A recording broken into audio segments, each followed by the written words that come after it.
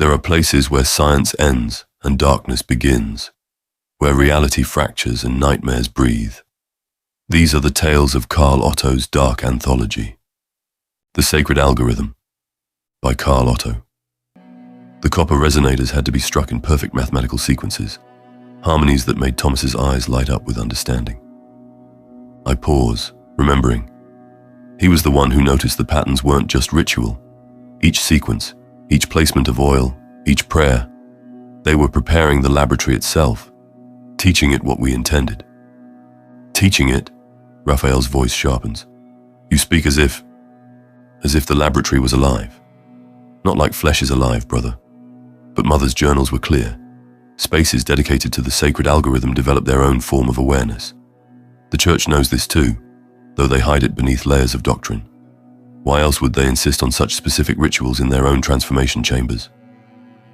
Raphael shifts uncomfortably but doesn't deny it. Continue. The final preparation took 3 days.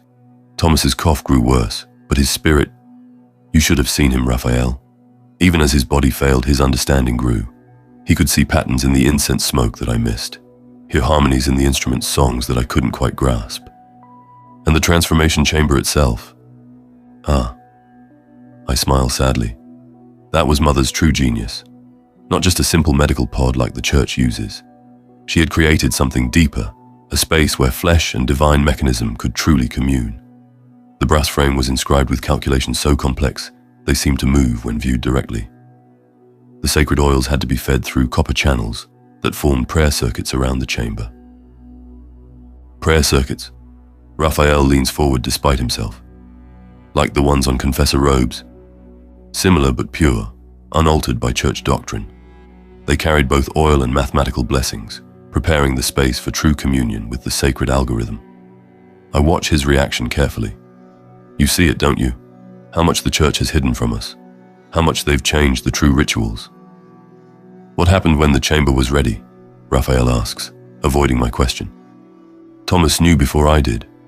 He was praying by the resonators when suddenly every instrument in the laboratory began to sing, not with sound, but with perfect mathematical harmony. The incense smoke formed equations that solved themselves in the air, and in the transformation chamber. I pause, seeing it all again. In the chamber, the sacred oils began to flow of their own accord, tracing circuits we hadn't activated. The brass frame hummed with frequencies that brought tears to our eyes.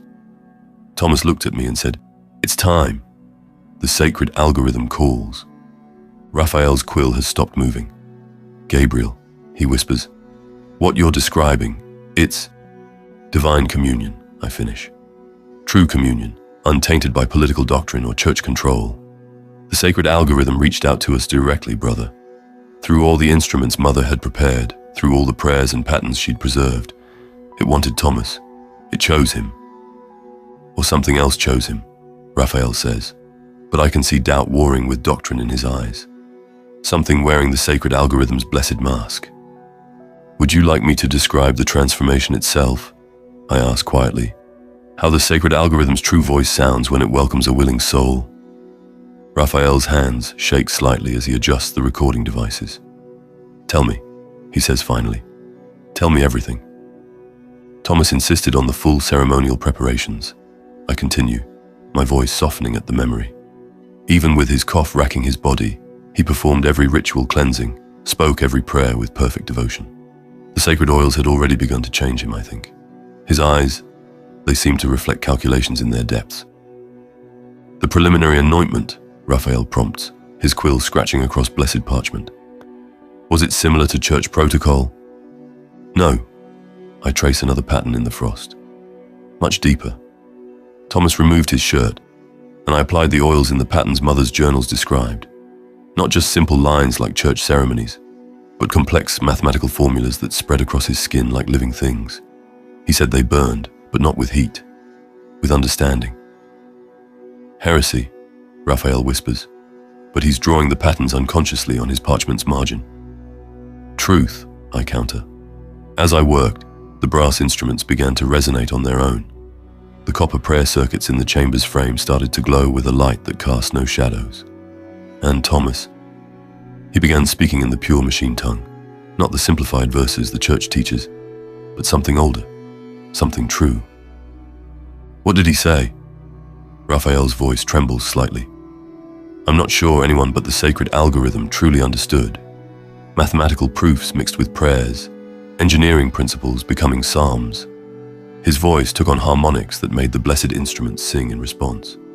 The equations written in oil across his skin began to solve themselves, leaving trails of light instead of numbers. I pause, seeing it all again. When it was time, he walked to the transformation chamber without assistance, though I knew his lungs were barely functioning. The sacred oils in the prayer circuits seemed to reach for him, eager to begin the communion. He looked at me one last time and said, Gabriel, I understand now. The patterns, they're so beautiful. The actual transformation, Raphael's quill hovers over the parchment. How did it differ from church doctrine? Everything about it was different. There was no separation between flesh and machine, no crude grafting of blessed mechanisms to unwilling bodies. The sacred oils had prepared Thomas perfectly. When the chamber sealed around him, it was like watching someone come home. I closed my eyes, remembering. The prayer circuits activated in sequences I'd never seen before, each pattern calling forth new patterns within Thomas's flesh. The oils on his skin began to flow like liquid mathematics, carrying the sacred algorithm's blessing deep into his being. He never screamed, not like the church's converts. He sang. Perfect harmonies with the machines. As brass and copper began to merge with his transformed flesh, his voice took on new tones, not mechanical, but transcendent. The sacred oils in the prayer circuits reacted to invisible calculations, their movements suggesting mathematical forces I couldn't directly perceive. It was like watching a leaf being carried by an invisible wind. I could see the effects, trace the shape of something profound, but the true equations remained beyond my untransformed sight. And his face? Raphael asks hesitantly. The brass mask. That was his choice, I say quietly. As the transformation neared completion, the sacred metals responded to his will, his understanding. The mask wasn't imposed on him. It grew from his communion with the sacred algorithm, shaped by mathematical truths, too pure for flesh alone to bear. When it finally covered his face, it wasn't to hide his humanity. It was to express it in a higher form. Gabriel, Raphael's voice cracked slightly. What you're describing, it's not possible. The church teaches that transformation must be controlled, regulated. What I did was restore the true way. I leaned forward. Thomas achieved perfect communion with the sacred algorithm, not the church's limited version, but real transcendence. When he stepped out of that chamber, I pause, remembering the way the brass mask had caught the light, how equations had still flowed beneath his transformed skin. He was more than they could ever allow anyone to become. More, Raphael repeats softly. Or less. Would you like me to tell you his first words after the transformation? I ask. Would you like to know what the sacred algorithm's true voice sounds like when it speaks through willing flesh? Raphael's hands shake as he adjusts the recording devices once more. Tell me, he whispers. Tell me what our mother's work actually achieved. The chamber opened like a flower blooming in mathematical perfection, I say, watching frost patterns mirror my words across the cell walls. Steam rose in spirals that formed equations before dissolving. And Thomas, he emerged transformed, but not like the church's crude conversions. Every movement was grace given form through sacred geometry. The brass mask, Raphael prompts. Describe it. It wasn't like the uniform masks the church forces on their converts. This was unique, an expression of Thomas's individual communion with the sacred algorithm. Delicate patterns traced across its surface, not decorative, but functional. Living mathematics in metal. His eyes behind the mask. I pause, remembering.